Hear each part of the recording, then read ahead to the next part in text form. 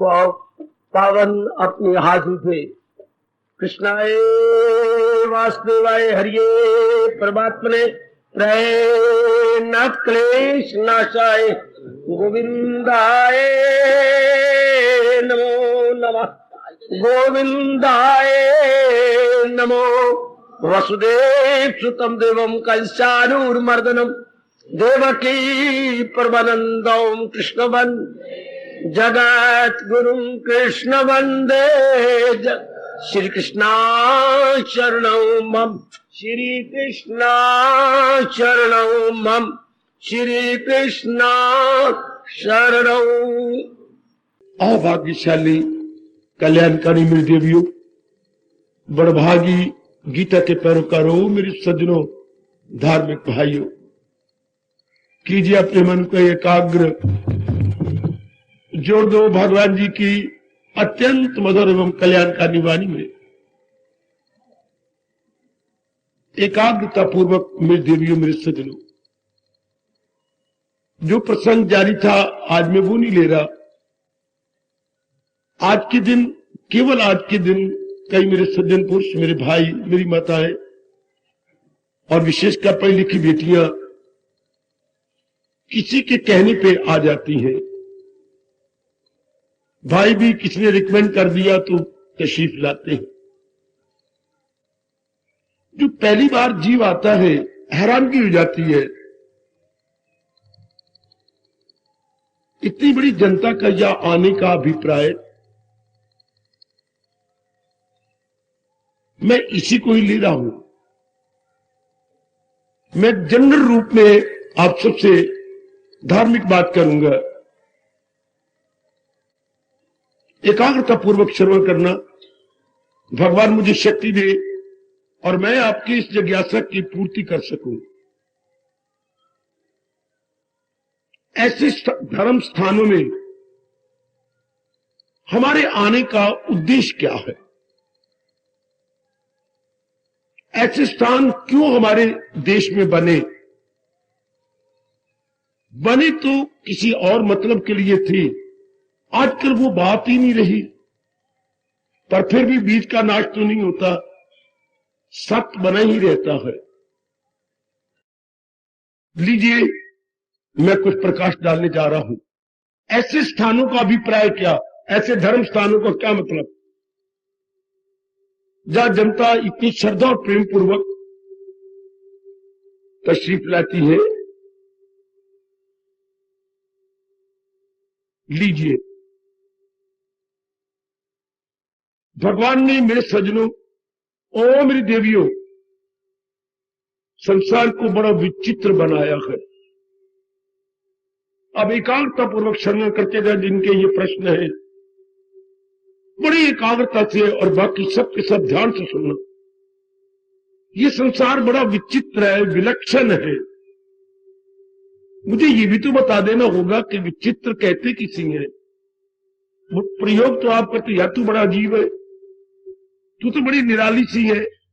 बोलने को तो ये शब्द आप बोल जाती है और बड़े झुंझला के बोलती, तो कैसी निराली है, या तू बड़ा अजीब सा आदमी है, यूं बोल जाती है।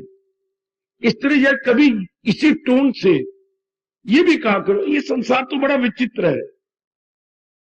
क्या मतलब? आपने किस सेंस में कहा था अपने दोस्त को तो बड़ा विचित्र है? मैं बताता हूं। जब हम संसार को विचित्र या विलक्षण कहती हैं, उसका मतलब क्या? जो बदल जाए। पहले हम किसी और रूप में संसार को लेती हैं। याद रखिए, मैं एक सार्वभौमिक या यूनिवर्सल बात सबको बता रहा हूं। हर एक व्यक्ति के मन में जिसके वो संपर्क में आता है, एक धारणा बन जाती है। हर नारी के मन में जिसमें आपका संपर्क, जिसके साथ आपका उठना बैठना, लेना देना, व्यवहार करना है, एक धारणा बन जाती है, एक कन्विक्शन बन जाती है। धारणा कहूं, कन्विक्शन अंग्रेजी बोल दूं, अपनी राष्ट्रीय शब्द और पकड़ू, मान्यता। जिनके साथ आपका उठना बैठना व्यवहार है, आपके मन में उनके प्रति कुछ मान्यता है। मान्यता, ये ऐसे गए, ऐसे गए, ऐसे हैं। ये जो मेरी सखी है ना ऐसी है, ये आपने अपनी धारणा है, ऐसी है या नहीं है ये तो मैं जाने भगवान, पर आपने अपनी धारणा या मान्यता ऐसी बना ली। अच्छा, इस तरह शादी होती है तो हम चंद देर रहते श्रीमान के पास, श्रीमान जी मेरे ऐसी गए, ऐसी गए, श्रीमती मेरी ऐसी गए, ऐसी है, वैसी है, ऐसी वैसी हम समझ लेती है। चंद दिनों के बाद हमारी धारणा को चोट लगती है। ओ मेरी नेक देवियों, हमारी मान्यता को चोट लगी, मान्यता को चोट लगी। इसी में बोलना चाहूं तो ये मेंटल एक्सीडेंट है। ये जो सड़क पर एक्सीडेंट होते हैं ये शारीरिक टक्करें हैं, शारीरिक टक्करें, जिसमें सिर फूट गया, हड्डी टूट गई, कोई और नुकसान हो गया, अंदर कोई ऑर्गन खराब हो गया, ये शारीरिक टक्करें। और मानसिक टक्कर क्या होती है? जब हमारी विचारधारा किसी के प्रति ऐसी जा रही हो और आगे उसके उलट हो जाए, ये मन की टक्कर। Here is mental accident. ध्यान देना मेरे सज्जनों, ओ मेरे देश के धार्मिक देवियों, इसे हम कहेंगे मानसिक टक्कर, या अंग्रेजी बोलूं मेंटल एक्सीडेंट, मेंटल एक्सीडेंट। अच्छा, आपकी धारणा को चोट लगी, आपकी मान्यता को चोट लगी, क्योंकि आप तो उसके प्रति कुछ और सोच रहे थे मिस्टर शर्मा वर्मा, लेकिन चंद दिनों के बाद उसने आपकी धारणा को पूरा नहीं किया, वो किसी और प्रकार का व्यवहार करने लगा। इसके आप अपने मानसिक विचारों को एक्सप्रेस करेंगे, तू बड़ा अजीब है, तू तो बड़ी विचित्र है। हाँ, इसी तरह हर एक को यह कड़ा तजर्बा आज होता रहता है, ये संसार बड़ा विचित्र है, या कि कोई भी चीज हमेशा आपके मुताबिक नहीं रह सकती, चाहे माता जी है, चाहे पिताजी है, चाहे बहन है, चाहे भाई है, कितना नजदीकी रिश्ता कह रहा हूं, चाहे आपकी श्रीमती है जो आपका आधा अंग माना जाता है, चाहे आपके श्रीमान है जो बिल्कुल आपके बेटर हाफ है, हाँ, और तो और चाहे आपका अपना शरीर है, चाहे आपका अपना विचारों का भरा हुआ मन है, चाहे आपकी बुद्धि है। अच्छा, आपके मुताबिक हमेशा नहीं रह सकते, इसी को ही संसार कहते हैं, जिसमें तब्दीली आती चली जाए, टाइम टू टाइम हमारी मान्यता को चोट लगाती हुई परिवर्तन आए, इसे संसार कहते हैं। किसी मेरी बेटी मेरे भाई को ये शब्द गवारा ना हो तो मेरी झोली में डाल दो, मैं हाजिर। आप जितना इस पर विचार करेंगे उतना ही एग्री किए बिना रह नहीं सकते। आप स्वीकार करोगे मेरी बेटी, संसार आपकी मान्यता के अनुसार नहीं रह सकता। इसलिए हमने भूल की, हमने पहले संसार को सही समझना था। या मैं अपने इष्टदेव के चरणों में प्रार्थना क्या करता हूं, जब इंसान का बच्चा पैदा होता है तब संसार के बारे में उसे सही रूप में समझाया जाना चाहिए, उसे समझा संसार का स्वरूप क्या है। रूप और स्वरूप में क्या अंतर है? रूप तो होता है जैसे आप मेरी शक्ल देख रही हैं और मैं आपकी शक्ल देख रहा हूं, ये तो होगा रूप, अपीयरेंसेस। बेटे ये विशेष प्रकार के दो प्रकार के रूप होती हैं, एक लॉन्ग फेस, एक राउंड फेस, एक सब्जी वाला बैंगन लंबा, एक भरथे वाला बैंगन गोल। बैंगन भी दो प्रकार के होते हैं ना, एक लबूतरा और एक बिल्कुल गोल। हाँ, तो शक्लें दो प्रकार की, रंग भी दो प्रकार के, एक गंधमी और एक बिल्कुल शुक्ल पक्ष जैसा अर्थात सफेद। अच्छा, ये तो मार का रूप हुआ, पर इंसान ने यहां बड़ी बुरी मार खाई कि रूपों को इसी रूप में समझ लिया। हालांकि आप ये नहीं है जो शक्ल नजर आ रही है, ये कद नजर आ रहा है, ये आप पढ़े लिखे हैं, ये नहीं है, ये नहीं है, ये नहीं है। तो आप क्या हैं? आपके कृष्ण गीता जी बताती हैं कि इंसान के रूप को न देखो, इंसान के स्वरूप को देखो। स्वरूप अर्थात आपका रियल एस्पेक्ट। स्वरूप, ब्रिटिश स्वरूप, रूप नहीं। रूप तो ये नजर आ रहा है, हमारा रंग, हमारा रूप, हमारा कद, ये, पर ये हम नहीं है। हम स्वरूप है। क्या हम अंदर क्या है? जो हमारे अंदर विचार है, प्लस आदात है, प्लस हमारे इरादे हैं, वही हमारे विचार, अच्छा हमारी आदात प्लस हमारे इरादे, ये हम है। चौथा उद्वेग भी ले लो, इमोशंस। इंसान ये है, विचार, अच्छा बाबा, आदात, इरादे, उद्वेग। उद्वेग का मतलब ये काम, ये क्रोध, ये लोग, इसका एक शब्द आता है उद्वेग, जो जीव को ऊपर ले जाए। काम आया तो हम नॉर्मल न रहे, क्रोध आया, मोह आया, लोभ, तो हम अपने सामान्यता खो जाते हैं, हम अपनी नॉर्मेलिटी को खो जाते हैं। वाह, ये हम है, इसको स्वरूप बोलते हैं। तो इसमें परिवर्तन होता ही है। तो जब ऐसे स्थानों पे हम आती हैं, मतलब विषय कुछ और न चला जाए, मैं इसलिए मैं आपके प्रश्न में रहता हूं।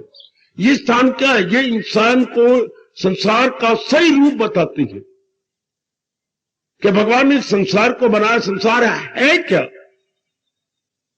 ध्यान देना जिन्होंने प्रश्न किया, और वो सारे बाकी भी ऐसे स्थान हमें ये बता देते हैं कि ये जिस संसार में हमारा सूर्य उदय से अस्त तक गुजर जाता है, वो है क्या? तो जिसने सृष्टि बनाई, उसने ये सारी नियम गीता में प्रकट किए हैं, जो आपको कईयों को पढ़ने की फुर्सत कोई नहीं या रुचि कोई नहीं। और बिना नियम को जाने हुए इंसान संसार को सही समझता नहीं, इसलिए धोखे में आ रहा है। लाजमी तौर पर हमें संसार के विषय में गीता के माध्यम से जरूर नहीं, अनिवार्य रूप से जानना चाहिए था। अगर हम, जैसे मेरे गुरुदेव कहा करते, अगर हम तिजारत का सवाल निकालना चाहते हैं, बेटी अगर आप तिजारत का सवाल, इंटरेस्ट का सवाल निकालना चाहती है, तो इंटरेस्ट दो प्रकार का होता है। एक आपका सिंपल इंटरेस्ट, एक कंपाउंड इंटरेस्ट, एक सामान्य ब्याज और एक होता है चक्रवृद्धि ब्याज। तो इन दोनों के निकालने के तरीके भी अलग अलग है, आप सब जानती हैं, आप सब पढ़े लिखी है। सामान्य ब्याज का तरीका कुछ और है निकालने का। चक्रवृद्धि को उसके अंदर ही ब्याज मिलके फिर उस पर सूद लगना, सूद दर सूद, इसी मतलब चक्र वृद्धि ब्याज, कंपाउंड इंटरेस्ट, उसका तरीका कुछ और है। सामान्य ब्याज का तो उतना ही लगना है, इतनी असल रकम इतनी थी, हाँ, उस पे 6 महीने का इतना सूद लग रहा था, हाँ, तो 2 सालों कितना लग गया। तो ये जो चक्रवृद्धि ब्याज है वो तो बीच में जमा करना पड़ेगा, तो तरीका और है। बिल्कुल। तो पहले जब सवाल आता था ब्याज का, तो हमें बार बार कहा जाता था, अरे जुल्म ना करना अपने पर, पहले समझो सवाल है क्या ये सामान्य है या चक्रवृद्धि है। बड़े स्टूडेंट गलती कर जाते थे, उसका तरीका और है, उसका तरीका और है। बिल्कुल इसी तरह जब मैं और आप जगत में आए थे, सबसे पहले इंसान को बताना था ये संसार सामान्य है, ये चक्रवृद्धि है। हर एक व्यक्ति अपने ख्यालों की, अपने क्या क्या भ्रांतिपूर्ण ख्यालों की दुनिया में रहता। हाई या इंसान ने बड़ी मार खाई, बड़ी मार। मेरी बेटी चाहे हम बहुत पढ़ लिखे पर पढ़ाई उसको क्या करें, वो तो सिर्फ हमें कमाना सिखा देगी। आजकल की जो पढ़ाई है, हम 4,000, 5,000, 10,000 रुपया पर मंथ अपनी सैलरी ले लेंगे बस। पर हमें ना तो अपने बारे में पता है और ना ही संसार का स्वरूप पता है। तो ऐसे स्थानों, मुबारक ऐसे स्थान जो हमें असलियत बता देते हैं। देखिए अपनी, अच्छा हम है ना किसके अंदर, संसार के अंदर, संसार की। ये स्थान क्यों बनाए व्यास जी ने, इन स्थानों का उद्देश्य क्या था, अपनी असलियत जानना। अच्छा बाबा, और ये शरीर जिसके अंदर रहता, सहता, उठता, बैठता, खाता, पीता, अर्थात प्रत्येक प्रकार की छोटी बड़ी क्रिया करता है, उसकी भी जानकारी सही रूप में कर ले। बड़े अफसोस की बात है, हमने शादी करनी होती है तो कितनी जानकारी करते हैं। आजकल तो अजीब वक्त लेगा, बायोडाटा बन जाता। बायोडाटा क्या मतलब? जिस घर के हम जाना तो उसकी सारी डिटेल लेती हैं, यहां तक कि उनकी बहनों की वो क्या करती हैं, भाई क्या करती है, उनके पिताजी क्या, उनकी माँ कैसी है, चाहे वो गपशप मारते जा रहे हैं, रिलीजियस लेडी है, होमली है, ये है, वो कर देंगे सारा डाटा। जरा सा भी कहीं जाना हो तो सारी डिटेल। लेकिन जन्म लेकर हमने संसार की डिटेल नहीं, संसार का बायोडाटा की हम परवाह नहीं करते। वो ऐसे स्थान होते हैं, ऐसे धार्मिक स्थान का मतलब तो चार दीवारी का नाम धर्म स्थान नहीं। भगवान की मूर्ति लगी, भगवान की कसम, मूर्ति का नाम धर्म स्थान नहीं होता, बल्कि जिसकी मूर्ति लगाई है उसके सिद्धांतों का नाम धर्म स्थान है, जिसकी आपने पावन मूर्ति स्थापित की है। आजकल हम इतने हिंदू लोग बुद्धू बन गए, गया प्रणाम किया, परिक्रमा की, प्रसाद लिए चला। ये नहीं पता कि जिसके आगे मैं मत्था टेक रहा हूं इनका सिद्धांत क्या है। मैं किनको मत्था टेक रहा हूं? भगवान को। तो भगवान ने कहा क्या, ये कोई नहीं विचार करता। कोई मेरी पढ़ी लिखी बाबत तो आजकल जाते ही कोई नहीं मंदिरों में, तो जाने चाहिए भी नहीं। अगर सिर्फ मत्था टेक के आ जाना है तो नो यूज एट ऑल। अगर तीर्थों में नहा के आ जाना, नो यूज एट ऑल। तीर्थ में जाके जाते इस तीर्थ, ये तीर्थ क्यों बना, या पर कौन महात्मा थे, उन्हें कौन क्या तप किया, वो तप करके उनको क्या सिद्धि मिली, ये जानना था। और वो सिद्धि मैं भी अनुभव करूं, then it was very useful and fruitful, so for that तीर्थ इज कंसर्न।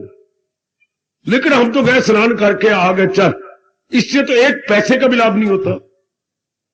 वहां जाके इंक्वायरी करनी थी, जिस तीर्थ पर गए, ये तीर्थ कैसी बना। तीर्थ नाम पानी का नहीं होता, तीर्थ नाम स्थान का नहीं होता, तीर्थ नाम होता है तप का, जप का, शक्ति का, जिसने वहां पर पैदा की, उस स्थान को सैचुरेट किया। अब ये तो कोई जानता ही नहीं। अंधाधुंध मेरी माताएं जाती हैं, वह कपड़ों समेत गिन गिन के मारे गोते। परमात्मा करता गोते मारने से ही हमारा कल्याण हो जाता। नहीं होता, नहीं होता, नहीं होता। हम बेवकूफ बन के जाते हैं, बेवकूफ ही बन के लौटते हैं। वरना होना क्या चाहिए था, काले बन के कौवे की तरह गए थे, हंस की तरह वापस आना था। किसी को इतराज हो तो खड़े हो जाओ, बेशक अटैक करो मेरे पर पूरा पूरा। आपका हिंदू धर्म पुकार के कहता है, इंसान कौवा बन के जाता है, नेगेटिव क्वालिटीज लेके जाता है। आना चाहिए था सफेदी लेकर के। नेगेटिव क्वालिटी लेके गए, नेगेटिव क्वालिटी लेके आए, क्या गेनी क्या हुई। एक धारणा बना रखी है धर्म स्थानों में जाने से या तीर्थ में जाने से, ये तीर्थ तार दे, तारयती इति तीर्था है। जो जीव आत्मा को तार के रख दे उसे तीर्थ कहती है। ऐसे स्थानों का मतलब क्या, यही आपका प्रश्न है। हाँ, अपनी असलियत जानना, अपनी रियलिटी को पहचान करना, मैं क्या हूं, मैं क्या हूं, ये नहीं। संसार में तो यही होता है, मैं नारी हूं, मैं नर हूं, मैं फलाने का लड़का हूं, मैं इतना पढ़ा हुआ, मेरी इतनी सैलरी है, मेरा इतना कद है, मेरे इतना रूप रंग है। समाज में तो ये गुजर जाएगी ये बात। ये बड़ी भारी होती है भूल, जो समाज में हम सिर्फ इतना ले लेते हैं। लेकिन ये ऐसे स्थानों का मतलब यही था जो व्यास जी ने बनाए, कि यहां आकर के हमें पता लगे कि नहीं, मैं ये नहीं हूं, मैं इरादा हूं। जो मेरी बुद्धि में इरादा है मैं वो हूं, जो मेरे मन में विचार है मैं वो हूं, जो मैं कर्म करके आदत बना ली है मैं वो हूं, और जो मेरे में उद्वेग उठती है मैं वो हूं। ऐसे स्थानों के शेर थे, ओ मेरे नेक जीवो, ओ मेरी नेक देवियों। ऐसे स्थान में बताया करते थे what my reality is, whether I am going to negative side और I am going to positive side. हाय हाय हाय, ध्यान देना मेरे बच्चों। मेरे जैसे जो पूरे रूप में फिदा हो गए, सब के ऊपर तो कोई कारण है।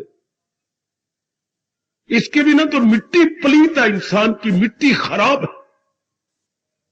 तो ये स्थान बताते थे हमें अपने बारे में, अपनी पर्सनैलिटी। हाय, मैं डरता हूं ये बोलता हूं पर्सनैलिटी। आजकल कलयुग ने इतनी मत मार दी कि हम पर्सनैलिटी को इतना ही बोलते हैं। कदो क्यामत बेटी, ओए फ्रॉम टिप टू टो, अर्थात नख से शिख तक, नख हो गया नाखून, नीचे अंगूठा, और शिख होगी चोटी। हम अपनी पर्सनैलिटी इतनी बोलती है, फ्रॉम टिप टू टो, नख से शिख तक मेरी ये पर्सनैलिटी है, ऐसी मेरा सेहत है, ऐसा मेरा चेहरा है, हाँ ऐसे मेरा रूप है, इसको बोलते पर्सनैलिटी तो अच्छी है, फलानी की पर्सनैलिटी है। बेटी ये पर्सनैलिटी नहीं होती, personality always lies with in. इंसान की पर्सनैलिटी को अपने भाषा में बोलेंगे व्यक्तित्व, व्यक्तित्व उर्दू में बोलेंगे इंसानियत। इंसान की इंसानियत कहां है? उसके अंदर, उसके अंतःकरण में। हर वह मेरे धार्मिक देश के अंदर भी या रहने वाली बिल्कुल भूल गए, इसलिए जलील हो रहे हैं, खराब हो रहे हैं, बर्बाद हो रही है। गीता कृष्ण आपको बार बार कहती है, बार बार कहती है, जो अपने बारे में नहीं जानेगा क्या क्या क्या गम बेहिसाब उनको दिन हो के रात। उनको शरीर गम, उनको मानसिक गम, उनको पारिवारिक गम छोड़ेंगे। बड़ा जरूरी था इंसान को अपने बारे में जानना। और नेक जीवो, ओ मेरे बुजुर्गों और खासकर जितने जवान आए बैठे हैं, जितनी मेरी माताएं और मेरी पढ़ी लिखी सारी बेटियां आई बैठी हैं, ध्यान से जानो मैं मेरी व्यक्तित्व क्या है, सही रूप में मेरी पर्सनैलिटी क्या है। ये पर्सनैलिटी नहीं लगे आग, इससे तो आग भी आग लगनी और कल भी आग लगनी। इसके अंदर क्या है? आहा हा हा, आहा हा हा। थोड़ी सी रियलाइज करना, ये स्थान ये बताते थे। इसके बाद ये किस जगह है, जैसा भी ये इसका व्यक्तित्व है, ये कहां रहता है संसार में, तो फौरन इंक्वायरी करो संसार क्या है, what is the aspect of the world. हाय कोई नहीं बताता। स्कूलों में, कॉलेजों में माता जी पिताजी अपने ब्राह्मण का एक नया पैसा भी दान लेने का हक नहीं था। ओ ब्राह्मणों क्यों अपनी मिट्टी पलीत करके अपना भट्टा बिठाई जा रहे हो? एक नया पैसा भी दान लेने का हक नहीं था बाबा जी, जब तक कि वो हमें ज्ञान न देते। ज्ञान देने के बाद फिर कुछ उदर पूर्ति के लिए, शरीर निर्वाह के लिए, प्लस परिवार निर्वाह के लिए कुछ ले लेते। ओ मेरे भारत, ओ मेरी धर्म भूमि भारत और धर्म भूमि भारत के गुरुओं ब्राह्मणों, तब ये धर्म था ज्ञान दान लेने का, जब हमें बताते, कुछ ज्ञान देते, कुछ हमें अपनी पहचान करवाते, कुछ संसार की पहचान कराते। जो अपना शरीर संसार में रह रहा है वो उसकी पहचान, सिर्फ अपनी पहचान होगी, गलत। क्या ये मैं यहीं तक रहता हूं? मेरी बेटी सुनो मेरे भगवान की बात, सुनो। आपने प्रश्न करके मुझे छेड़ दिया। ऐसे स्थानों को क्या मतलब होता है? असलियत की पहचान करवाना, अपनी असलियत, संसार की असलियत, परमात्मा की असलियत, इन तीनों की पहचान कराना। ऐसे चार दीवारी का मतलब होता था मंदिरों का, टेम्पल्स का, हॉली प्लेसेस का, तीर्थों का, महापुरुषों का, गुरुदेव जी का, जितने भी सेंट्स होते थे, हॉली पर्सन होते थे, उनका मतलब ही यही होता था। आजकल कलयुग ने बिल्कुल ही पासा पलट के रखा। आजकल दुकानदारियां बन के रह गई। सुनो ना बात, तो ये शरीर कहां रहता है? संसार में। संसार क्या है? संसार की असलियत को जानना, संसार की असलियत, संसार का स्वरूप। संसार का स्वरूप क्या है? संसार का स्वरूप, हां, अर्थात इसका स्वभाव क्या है? जैसे हमारा अपना स्वभाव देख रहे, मेरा स्वभाव, इंसान क्या है? उसकी अपनी nature, his own nature is equal to man. बेटी निजी स्वभाव को व्यक्तित्व कहती है। निजी स्वभाव जो हमारा अपना स्वभाव है, वही हमारा व्यक्तित्व है। तो फिर संसार का स्वभाव क्या है? नहीं बताया गया हमें। हर एक व्यक्ति, मैंने अभी भी कहा था, अपनी धारणा से ही दूसरे को देखता है। हर एक मेरी बेटी, मैंने अभी भी कहा था, मेरी बेटी भूलना नहीं, जब हम व्यवहार में आती है, क्यों बाबा कोई जरूरी है इसके बारे में जानना। क्या कहते हो? संसार के बारे में जानना कोई अनिवार्य है? अनिवार्य के बाद भी कोई और शब्द हो सकता है, अपरिहार्य है। क्यों?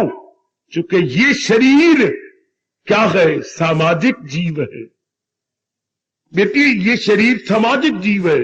क्या समाज के बिना नहीं रह सकता, नहीं रह सकता, नहीं रह सकता है।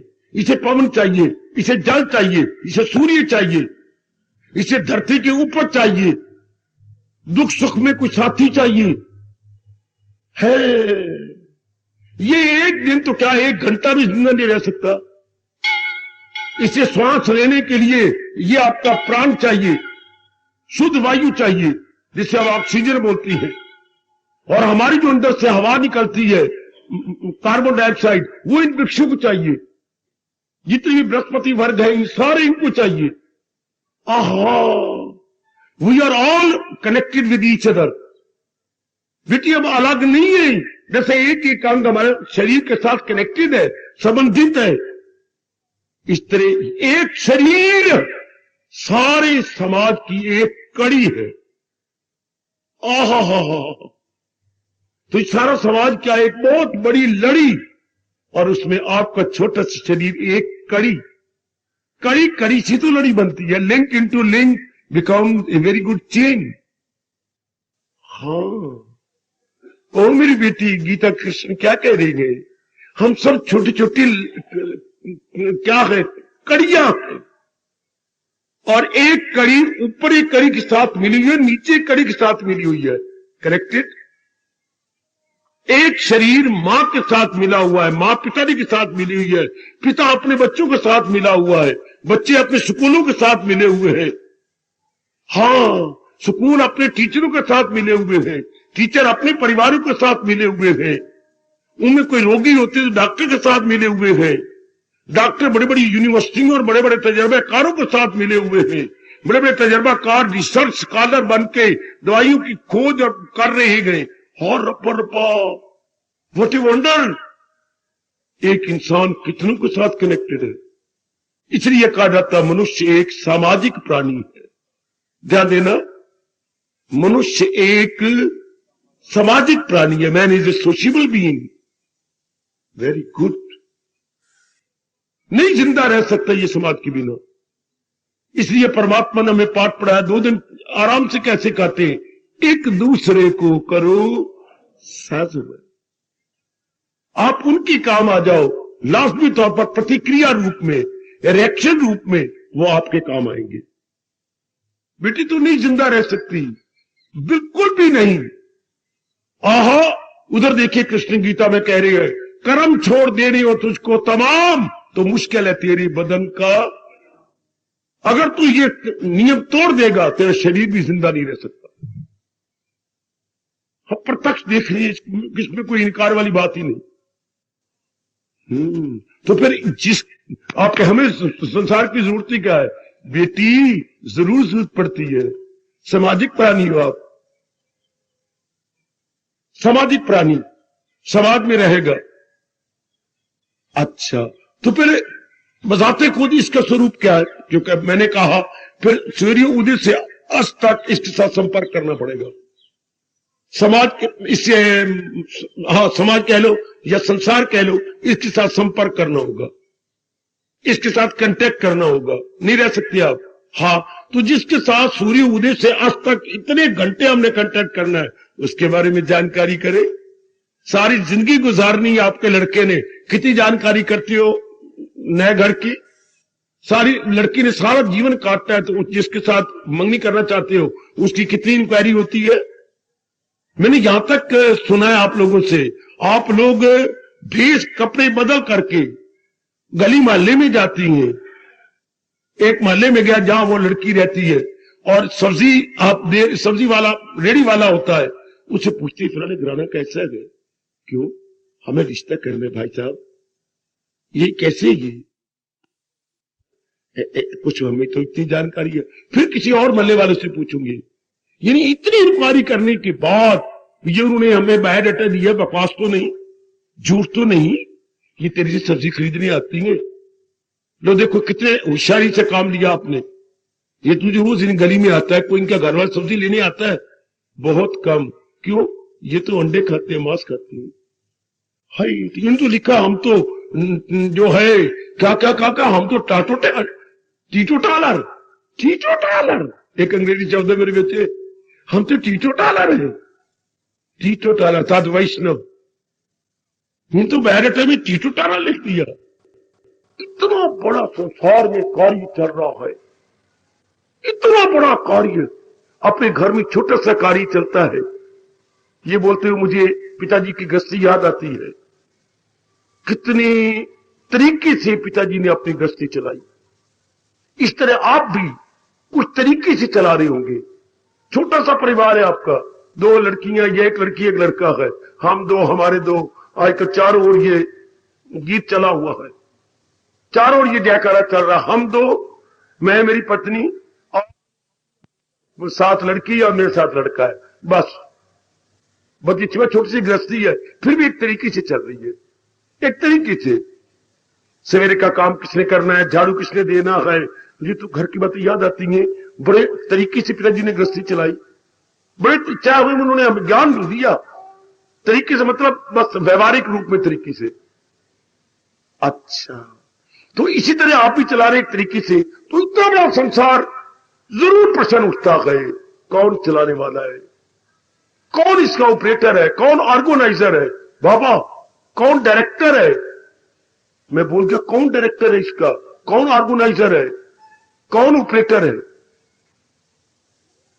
वरना अगर कोई मेरे बच्चे अगर बैठे हुए तो बेशक बिना ऑपरेटर के ये नहीं चल सकता, बिना ऑर्गेनाइजर के ये नहीं चल सकता, बिना डायरेक्टर के ये बिल्कुल एक पग भी नहीं रख सकता।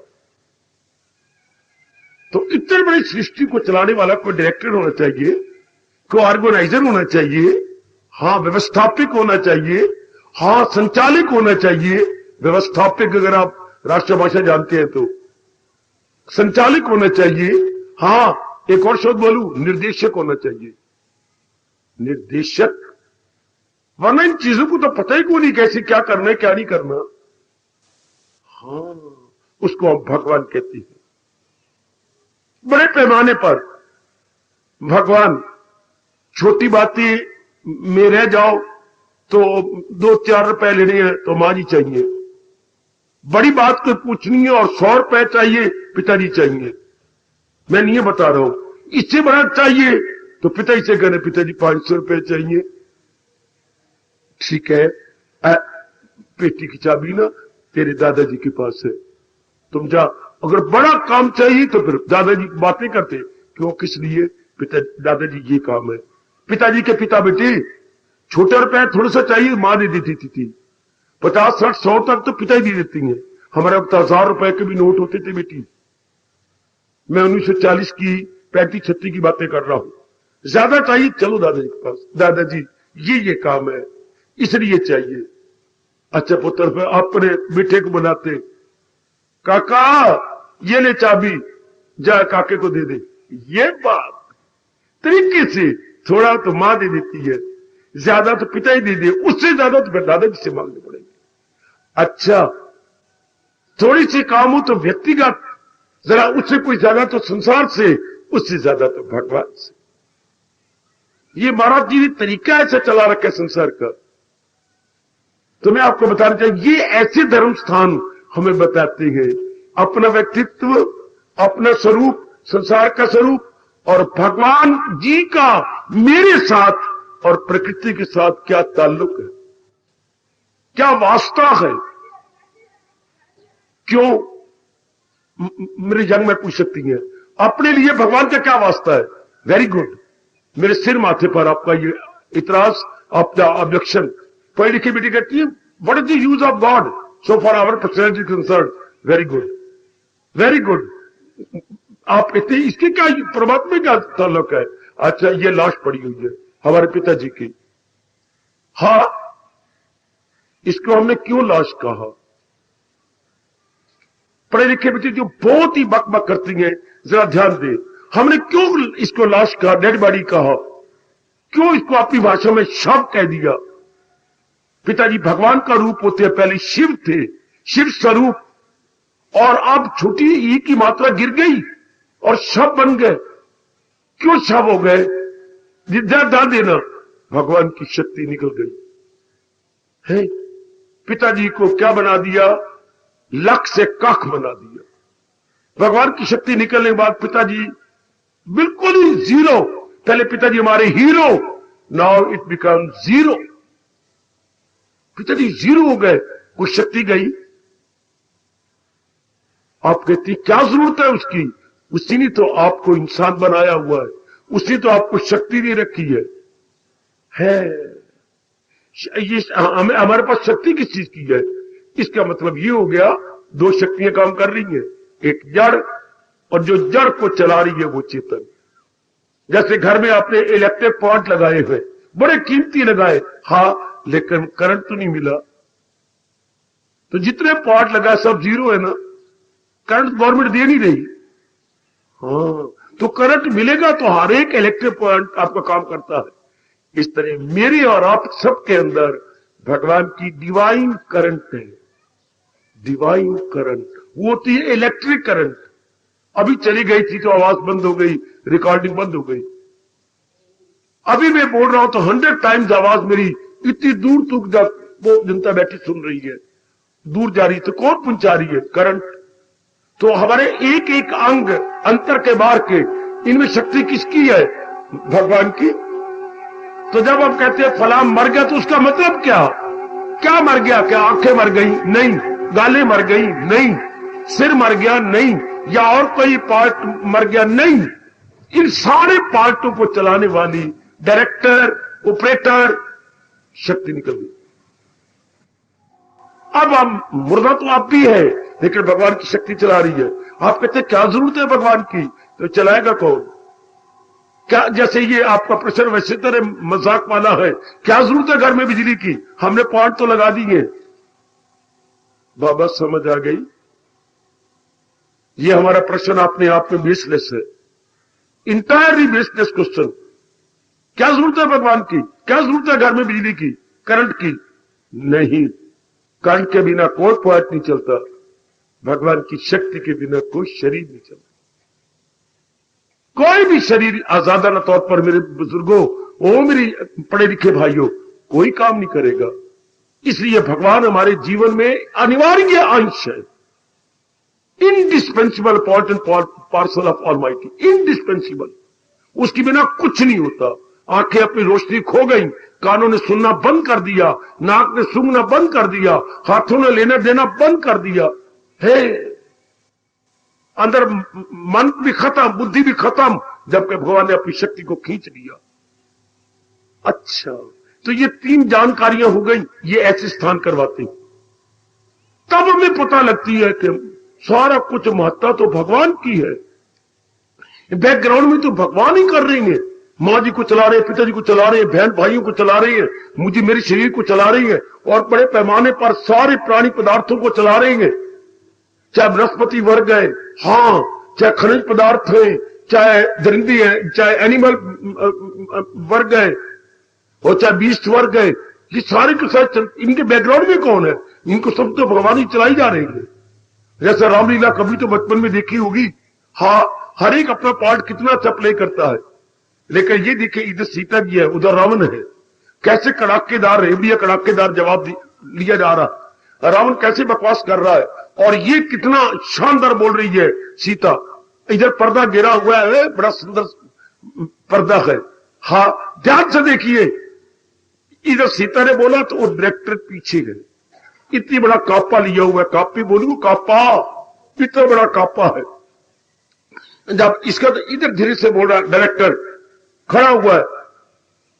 उस वक्त तुम कहां थे? मेरे बाप ने धनुष, जब मेरे बाप ने धनुष रखा था, अगर तुम इतने शक्तिशाली थे, उस वक्त धनुष को क्यों नहीं उठाया? फजूल का बहाना बना के अब निकल गए, अब मुझे चुरा के ले आए, बेशरम। वो धीरे बोलता है, ये कई गुना बोल रही है सीता। फिर उधर पार्ट प्ले होता है, इतनी अपने आप को तुम कहती हो, हाँ, मैं तो तुम्हें आया था इसलिए कि तुम एक नाचीज जीव हो। मैं नाचीज? सीता कहती है, हाँ। उधर कापा बोल रहा है डायरेक्टर, अगर तुम इतनी पवित्र होती धरती से क्यों निकली थी? तुम्हें तो हर रात्रि बार धरती से निकाला गया था। क्या तुम्हारी मुक्कत है? मेरी मुक्कत समय बताएगा कि मैं कौन हूं। ये कौन बता रहा है पर्दे के पीछे? ये सारा चक्कर कौन चला रहा है इस माया के पर्दे के पीछे? ये हमें और कौन बताएगा? ऐसे स्थान ही तो बताएंगे। असलियत की पहचान में कौन करवाएगा? धर्म स्थान करवाते हैं। जब हमें असलियत की पहचान हो जाती है मेरे सज्जनों, ओ मेरी प्रश्न करने वाली देवियों, तब कितना परिवर्तन हमारे में आ जाता है। तब हम पूरी महत्ता अपने भगवान को देती हैं, फुल इंपॉर्टेंस। किसको? अपने इष्ट देव भगवान कृष्ण को। और पूरी महत्ता जो ये सारे नियम बताने वाली एक गाइड है जिसे हम गीता कहते हैं। थोड़ा थोड़ा इम्तिहान दिया हमने, मैट्रिक से लेकर FA, BA, MA, PhD, तो कितनी गाइड मिलती थी बाजार में। इंग्लिश गाइड आपको याद है सब, physics guide, chemistry guide, Sanskrit guide, Hindi guide, जितने सब्जेक्ट सबकी गाइडें मिलती थी। तो गाइड क्वेश्चन आंसर टाइप होती थी, तो हम चुटकियां मार के तैयार कर लेते थे। हाँ, तो इतना बड़ा जीवन 50 साल, 60 साल, 70 साल, इसकी कोई गाइड नहीं। क्यों नहीं? इसकी गाइड गीता है, हमारी लाइफ गाइड। आप गीता ना कहा करो, अब लाइफ गाइड कह दिया करो। गीता हमारी रहनुमाई जिंदगी है, हमारी जीवन पथ प्रदर्शिका है, जो बताती है मेरा व्यक्तित्व क्या है, प्रकृति क्या है, परमात्मा क्या है, मुझे 4 दिन आराम से कैसे काटना चाहिए, वो कौन कौन से नियम है कि मैं अपने अंदर रख करके उन नियमों का पालन करता हुआ 4 दिन आराम से काट जाऊं। शाबाश। छोटे छोटे मैंने कहा सब्जेक्ट हमने तैयार किए गाइड को लेकर। तो गीता तो हमारी क्या लाइफ गाइड है। गीता इज इक्वल टू, पढ़े लिखे बच्चों यूं समझिए, Gita is equal to life guide. जिंदगी भर के लिए हमारी गाइडेंस करती है। हमें सारी बातें पता लग जाती है गीता के माध्यम से। गीता के जरिए हमें बहुत कुछ पता लग जाता है। तब जिंदगी के 4 दिन आराम से कट जाते हैं, बड़े हंसते खेलते हुए, बहुत अच्छा व्यवहार करते हैं हम संसार के अंदर। तो ये तो भगवान जी आपको पूर्ण रूपेण बताई जा रही है, पूर्ण रूपेण समझाई जा रही है। हमारे जैसे टाइम टू टाइम आ करके वही भूली बातें आपको याद करवा देती है। जिस तरह के हम अपनी जिंदगी के दिन आराम से काटे, हमारे जैसे वहां काम क्या है, जैसे एक पोस्टमैन आता है आपकी गली में, आपको चाचा जी ने खत लिखा है, आपको बड़ी बहन ने खत लिखा है, आपको किसी फ्रेंड ने खत लिखा है, हाँ आपकी बड़ी बहन कलकत्ता रहती है, उसने एक पत्र लिखा बड़ा जरूरी है, वो आपको पोस्ट में दे जाता है। तो हमारे जैसे काम क्या है, भगवान ने जो आपके नाम खत लिखा जो बड़ा जरूरी था, क्या? गीता। गीता इंसान के नाम भगवान का पत्र है। गौर से सुनना, गौर से सुनना मेरे जो नए बच्चे आए बैठे हैं। गीता इंसान के नाम भगवान का दैवी पत्र, वेला से डिवाइन लेटर है। हाँ बाबा, गीता बेटी, गीता भगवान इंसान के नाम भगवान का दैवी पत्र है, जो क्या हजारों वर्षों से चल रहा है। कोई समय ऐसे आता है जैसे ये काला समय आ गया, आप लोग भूल जाते हैं और मनमानियां करते हैं।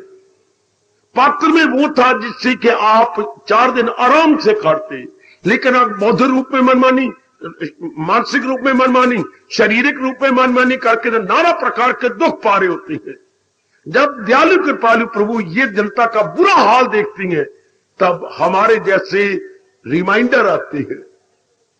जैसे आप रिमाइंड करते, महीना पहले पत्र अपने मेन ऑफिस में भेजा था बच्चे, लेकिन उन्होंने परवाह नहीं की। तो पीछे आप रिमाइंडर लिखते हो, पिछले खत का हवाला देकर, मैंने ये पत्र ये दिया था, उसका नंबर ये मुझे मिला, उसका मुझे जो है वो प्राप्ति पत्र भी मिल गया है, एक्नॉलेजमेंट भी मुझे आ गई है। तो अभी तक मेरे पे कोई जवाब, उस बोलते रिमाइंडर, बेटे रिमाइंडर बोलते रिमाइंडर। तो परमात्मा की कसम हमारे जैसे भगवान की ओर से रिमाइंडर होती, उनके संदेशी को याद करवा दे, उनके संदेशी को बता दें, आपके बता दे कि करना तो ऐसे था, आप क्या कर रहे हो। महाराज ने जो जन्म दिया, संसार बनाया, हमें लाइफ गाइड भी दी, गीता भी दी कि अपनी बुद्धि को इस तरीके से चलाना जो आज्ञा, अपने मन को इस विचारों में चलाना जो आज्ञा। और ये जो मैं अंग 10 दिए हैं भगवान ने कहा, इन आंखों से ऐसे देखना, ऐसा सुनना, ऐसा बोलना, ऐसा खाना पीना, ऐसा हाथों का प्रयोग करना, ऐसे पैरों का प्रयोग करना, ये बाकी अंगों को यूटिलाइज ऐसे करना, हम तो उसको उल्ट जा रहे गए। तब भगवान हमारे जैसे रिमाइंड कराने के लिए भेज देती है और आपको रिमाइंड करवा जाती है। काफी जनता मान लेती है, अपने आप को सुधार कर लेती है। तो ये शैतान किस लिए रिमाइंडर का काम कर रहे हैं मेरे बच्चों, ओ मेरी देवियों, आपको ये याद कराने के लिए। आप क्यों दुखी हो गए? महाराज जी के ज्ञान को भूल कर आप दुखी हो गए, आप मनमानियां कर लेती हैं। इसी क्या एक्शन का रिएक्शन क्या होता है? Difficulties, afflictions, sorrows, miseries. तो ये सारे हम क्यों आती हैं? भगवान के ज्ञान को एक बार फिर याद करने के लिए। जो ज्ञान हमको ऋषियों को देव ऋषियों को मिला, और जो आपका गोत्र है, कितनी शान से कहती हो मेरा गोत्र विशिष्ट है, मेरा गोत्र भारद्वाज है, मेरा गोत्र गर्ग है, मेरा गोत्र ये है। जानते हो गोत्र का मतलब क्या होता है? जिससे आपका खानदान चला। मैं बताता हूं कैसे। आपके पिताजी, अच्छा आपके पिताजी के पीछे कौन है? आपके दादाजी, दादाजी के पीछे कौन है? परदादाजी, इसके पीछे कौन है? परदादा, इसके पीछे कौन? The great grandfather, the great grand, पीछे मुड़ते जाओ, मुड़ते जाओ, मुड़ते जाओ, और मुड़ो, और मुड़ो, और मुड़ो। इसको तेरे परदादा, फिर परदादा, फिर परदादा, परदादा, और मुड़ो, और मुड़ो। आपको ऋषि मुस्कुराते हुए नजर आएंगे, जिससे ये सारा खानदान आपका चल रहा। वाह वाह वाह वाह। क्योंकि सबसे पहले भारत में ऋषि थे, उनकी मैं और आप संतान है। गोद का मतलब जिससे हमारा खानदान चल रहा है। अभी तक चाहे मादा प्रस्ती बढ़ गई है मेरे देश में, अभी तक नियम एक ही गोत में शादी नहीं करते। अगर पता लग जाए शर्मा जी कि आपका गोत विशिष्ट और मेरा भी विशिष्ट है, तो एक ही घर में शादी नहीं हो सकती। एक ही गोती आपस में बहन भाई कहलाती। अभी तक चाहे वक्त बड़ा गंदा आ गया, एक एक गोती बहन भाई बन जाती है। मंगनियां हुई, टूट गई, जब पता लगा क्या कि हमारा गोत, आपने क्या किया था? गोत आपने झूठ बोला, भारद्वाज बोला है। कहा हमें तो पता लग गया आपका तो विशिष्ट गोत्र है तो विशिष्ट। शर्म नहीं आती आपको? ये फिर पति पत्नी बनेंगे कि बहन भाई बनेंगे? टूट गए। अभी भी कितना बुरा मनाया जाता है कि एक ही खून है हमारा, एक ऋषि से हम आगे बने हैं। तो गोत इसी को बोलती है जिससे ये खानदान चल रहा है। शाबाश। तो कभी भी नहीं विचार किया हमने कि जब हमारा गोत ऋषि है, वो भारद्वाज है या विशिष्ट है, तो उन्होंने हमें दिया क्या? उसके ज्ञान की तरफ कोई भी ध्यान नहीं देता। तो सबसे पहले चोटिया ज्ञान ऋषियों को मिला, ऋषियों से फिर उनके शिष्यों को मिला, शिष्यों ने फिर अपने शिष्यों को दिया। भगवान कह रहे यूं ही नस्ल दर नस्ल अब हम आपको याद करवा रहे हैं। ज्ञान का नाश कभी नहीं होता। ज्ञान लोप हो सकता है, नाश नहीं होगा। वे समय समय अनुसार फिर वो याद करवा दिए जाते थे। ये स्थान एज ए रिमाइंडर बन गए थे जनता को याद करवाने के लिए। क्यों दुख पा रहे हो जबकि हमारे पास ज्ञान है? क्यों दुख पा रहे हो जबकि हमारे पास ज्ञान है? शाबाश शाबाश शाबाश। जब ज्ञान है तो क्यों दुख पाते हो? ज्ञान लो, क्योंकि ज्ञान से ही जीव को शांति मिलती है। अज्ञानता से जीव मनमानी करता है तो उसके रिएक्शन क्या होता है? Bad reaction, not good reaction. तो आप पूछ रहे थे ऐसे स्थानों का मतलब इंसान की असलियत बताना, प्रकृति की असलियत बताना, भगवान के बारे में समझा करके भगवान की महत्ता बताना। और जो गलती से आप जहान की ओर झुके हुए गए, आपको भगवान की ओर झुका देने का मतलब ऐसे स्थानों का होता है। ऐसे स्थानों का एकमात्र उद्देश्य ही होता है कि आपको भगवान का प्यारा बनाए। क्योंकि महाराज जी के कारण से ही शरीर चल रहा है, जगत चल रहा है और सारा काम भगवान के बैकग्राउंड के कारण, जैसे मैंने कहा रामलीला में डायरेक्टर ही सारों को पाठ बताता है पर्दे की ओट में। ये सब कुछ जो कुछ हो रहा है माया की ओट में भगवान जी तो कर रही है, वो सब हस्तियों को घुमाता रहे। ये गीता कह रही है आपको, वो माया का चक्कर चलाता रहे। ऐसे अगर न ये स्थान ना होते आपको कौन बताता, असलियत की पहचान कौन कराता? आहा, तो असलियत के मतलब फिर हम दुख पाते, रोते रोते आए, रोते रहे, रोते हुए चले गए। पर भगवान ये कभी गवारा करते हैं? आप कितने खुश हो जाएंगे, गीता जी की शुरुआत भी यहीं से गए, तो बातों के आकल न हो दिल मलून न कर उनका गम, जिनका गम है फजूल। शुरुआत भी यहीं से। तू रोता है? हाँ प्रभु मैं रोता हूं, पर तेरा रोना तो बिल्कुल अनुचित है। अनुचित? हाँ, तेरे लिए मैंने ज्ञान जो रखा है। ज्ञान? तुझे रोने की जरूरत ही क्या है? अच्छा, तेरे ज्ञान जो है, शाबाश। कभी कभी आप रोटी खा रही होती हैं, अचानक मां आ जाती है, हाय क्या कर रही है? मां मैं ये गुड़ के साथ रोटी, गुड़ के प्याज के साथ, हाय मर गई। और वो जो मैंने बड़े कटोरे के अंदर छोटी कटोरी, मां मैंने तो कहा कुछ भी नहीं पड़ा, बड़े कटोरे में मर गई। कितनी खा ली तूने? आधी रोटी तो खा चुकी हूं। बड़े कटोरे में आधी एक कटोरी पड़ी है, उसमें सब्जी रखी हुई है। जब आपने खोला तो बड़ा कटोरे में कटोरी पड़ी है। हाय आप दुखी हैं। भगवान ने कहता हो कमले क्यों दुखी हो? जब मैंने गीता में आपके लिए सुख का ज्ञान रखा हुआ है, पकड़ो उस ज्ञान को। जब से मां हैरान होगी कि हाय बच्ची मेरी रुखी रोटी खा रही है, हमारे जैसे इसलिए भेज जाते हैं कि बड़े कटोरे में छोटी कटोरी पड़ी है। हाय गीता में आपका सुख देने वाला ज्ञान पड़ा है, क्यों रोती हो? क्यों दुखी होती हो? क्यों बेचैन और बेकरार होती हो? ये स्थान इसलिए बने मेरे नेक बच्चों, मेरे नेक बुजुर्गों, मेरी नेक माताओं और मेरी अच्छी बेटियों, ताकि हमें असलियत की पहचान हो और 4 दिन आराम से काट के चले जाए। जाना तो है, पर रो पिट के क्यों जाए? क्यों ना खुशी से हैप्पीली, ग्लैडली, पीसफुली, कामली अपने दिन काटे। हाय हाय, ये स्थान हमें रिमाइंड करा देते हैं, रियलाइज करवा देते हैं। वाह वाह वाह। इसलिए इन स्थानों की महत्ता है। आजकल युग में वो बातें नहीं रही। आप हैरान होती हैं, पर सत का नाश तो नहीं हो, जो कहीं कहीं तो अच्छे स्थान नजर आएंगे ना। आजकल दुकानदारी बन गई, बेचारे गृहस्थी बैठे हुए बामन, वो अपने कमाने के लिए उन्होंने ये दो मंदिर बना लिए हैं। वरना धर्म स्थानों का मतलब ये था to know the reality of our own self, of nature of God. इन दोनों के बारे में जान करके हम परमात्मा की महत्ता को जानते हुए आराम से जिंदगी के दिन काटे।